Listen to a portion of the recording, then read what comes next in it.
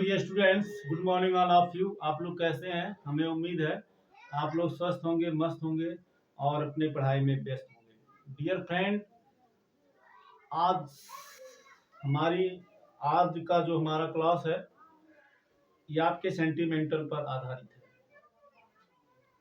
हमारे जीवन में हमारे आसपास जितनी भी घटनाएं घटित होती हैं, घटनाएं जो घटित होती हैं, इन घटनाओं का हमारे ऊपर क्या पड़ता है प्रभाव, इनका इफेक्ट पड़ता है। और इन घटनाओं से मनुष्य अपने जीवन में सीख लेता है। कुछ घटनाएं ऐसे होती हैं जिससे व्यक्ति स्तब्ध हो जाता है और स्तब्ध होकर के अपनी शुद्ध बुद्ध को खो बैठता है और उसकी प्रोग्रेस रुक जाती है। और कुछ लोग घटनाओं से सीख लेते हैं और सीख लेने के बाद में उनका प्रोग्रेस होता है, उनकी उन्नति होती है। अपने आप को कैसे उन्नति की ओर ले जाएं। अब आप सोच रहे होंगे सर इतना बड़ा लेक्चर दे रहे हैं, वो तो प्रोग्रेस कर नहीं पाए और हमें प्रोग्रेस का मार्ग बता रहे। सही है, लेकिन एक चीज जानिए, अखाड़ा का लतमरुआ ही पहलवान होता है। सर तो सफल नहीं हो पाए, लेकिन सर असफल क्यों हुए ये जरूर जानते हैं।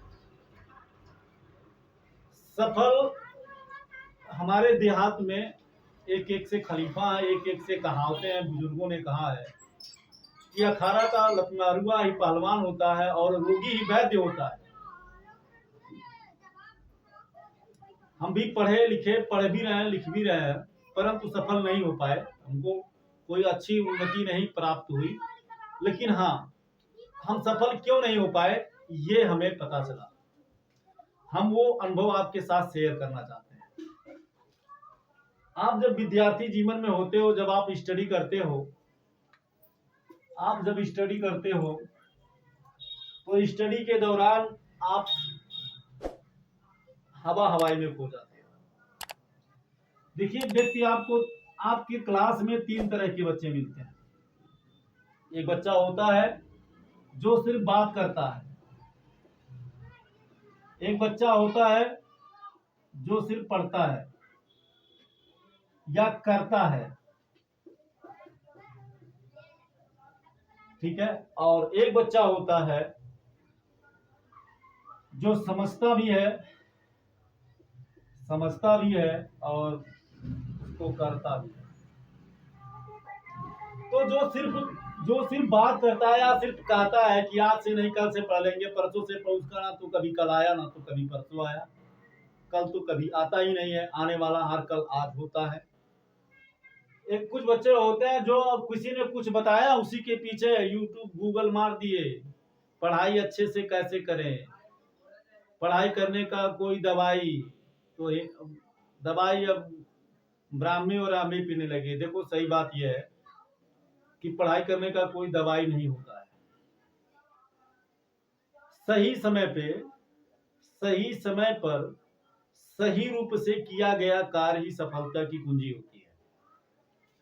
एक होता है सिर्फ करता है, तो वो वही वाला है। एक है समझता भी है, करता भी है। अब आप अपने आप को पहले सेलेक्ट करो, आप किस श्रेणी में हो, सिर्फ करने वाले में हो या सिर्फ करने वाले में हो, ठीक है, मतलब बात करने वालों में। बात से सब कुछ होता है, रियल में कुछ नहीं होता है। एक होता है जो सिर्फ करने वाला, एक है समझता भी है, करता भी है। पहले अपने आप को देखो आप किस कैटेगरी में हो। अगर आप ऊपर वाले इन दोनों कैटेगरियों में हो तो आज ही हम लिख देते हैं आप सफल नहीं होंगे, 100% सफल नहीं होंगे। सफल आप तब होंगे जब आप इस कैटेगरी में होंगे, समझेंगे भी और करेंगे भी। देखो जरूरी नहीं जो कोई बता रहा है वो सही ही हो। कभी कभी आपको एडवाइस देने वाला एडवाइस पर्सन ऐसा होता है, आपको मार्ग से भटका देता है, लक्ष्य से भटकाने का प्रयास करता है, आपको कुछ ऐसा एडवाइस दे देगा जिससे कि आप अपने लक्ष्य से बहुत दूर हो जाते हैं।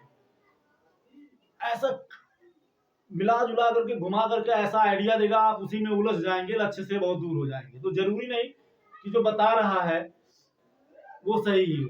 तो अगर आपके पास समझ नहीं है, अगर आपके पास अंडरस्टैंडिंग पावर आपका कमजोर है, आप तो सिर्फ करने से बात नहीं बनेगी, आपको समझना भी जरूरी है और अगर आप समझते हैं, समझने के बाद करते हैं तो आप सफल होंगे 100%। तो आपको अगर सफल होना है तो आपको इस कैटेगरी में अपने आप को लाना होगा, ठीक है। दूसरी चीज हमने आपको पहले बताया, सफल आप तभी हो सकते हैं जब सही समय से सही तरीके से किसी कार्य को कार्यान्वित करेंगे, तभी आप सफल हो सकते हैं। अगर आप सही समय पर सही तरीके से कार्य को कार्यान्वित करने में असक्षम है या नहीं कर सकते हैं तो आप सफल नहीं हो पाएंगे। आज आपके पढ़ने का टाइम है। आप you spend your all time in study, पढ़ाई में लगाइए, यकीन मानिए, नहीं तो बाद में आप पछताओगे।